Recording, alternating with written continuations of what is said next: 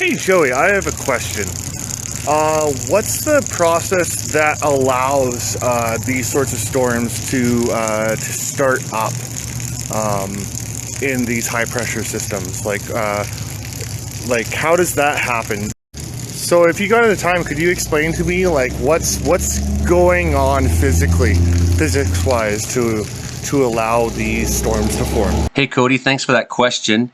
I mean, the short answer to that is I don't exactly know, and maybe nobody does. I mean, because the root of that question is, how does an individual storm cell form out of nothing? And I mean, that's still some of the magic of thunderstorms that we're all still trying to understand, right?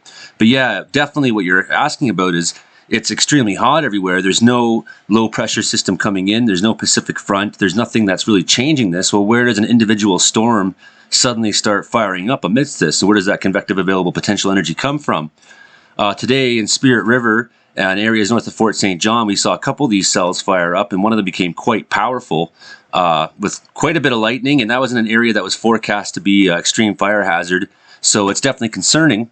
We'll see what happens by tomorrow morning, what kind of fire starts will have come out of this. But, you know, what's happening in this situation is the air is so hot, it's so dry, and it's, you know, it's literally sucking the moisture out of everything it can, right? When you're trying to dry fruit in a dehydrator, or you're trying to smoke your meat or something, and you're creating an environment so dry that the moisture is being sucked right out of it. And you kind of think of the weather like that right now, this situation happening where the trees, which have a massive amount of water potential, for example, for transevaporation, the heat is sucking out of them. And then you have the ground itself, and then you have the plants there, your own skin, lakes, rivers, the mountaintops right now.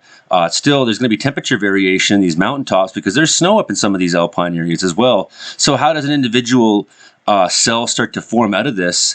I mean, that's a matter of some conjecture.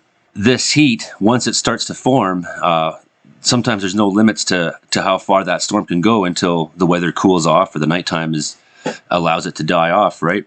These individual dry thunderstorms that'll pop up, one of their characteristics often is that because there's not a whole lot of precipitation in them and moisture in them, that most of that moisture, as it's starting to fall out of the cloud, just basically evaporates on its way to the ground and never even hits the ground much. So you have this storm that's sucking the moisture out of everything, but it's not getting enough to become, you know, this a real system of any kind. It's just this one sort of individual cell, and now it's able to get enough power to start even rotating and to become a supercell on its own, and because it's got the heat to do it. Well, also you think, well, we're in such extreme temperatures as well, 40 degrees, and then you come across a boundary in the environment where maybe it's 5 degrees cooler. Well, at these extreme temperatures, that's a lot of difference to provide fuel for things. So these are really hard to predict, and that's why a lot of you are looking at your weather forecasts and saying, I don't see thunderstorms, a thunderstorm icon in my forecast. So that's because no one's exactly sure how it's going to play out.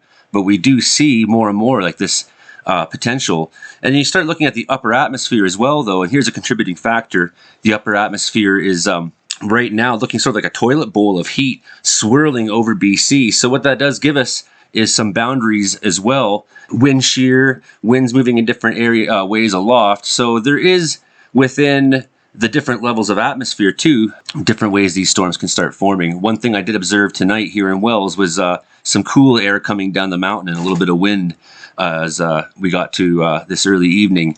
So you just see right in that process alone that just in the topography we have sometimes just enough to get a small cell of a storm together, start organizing. And once it starts organizing in this heat, it's going to keep organizing. It's going to find the moisture it needs somehow.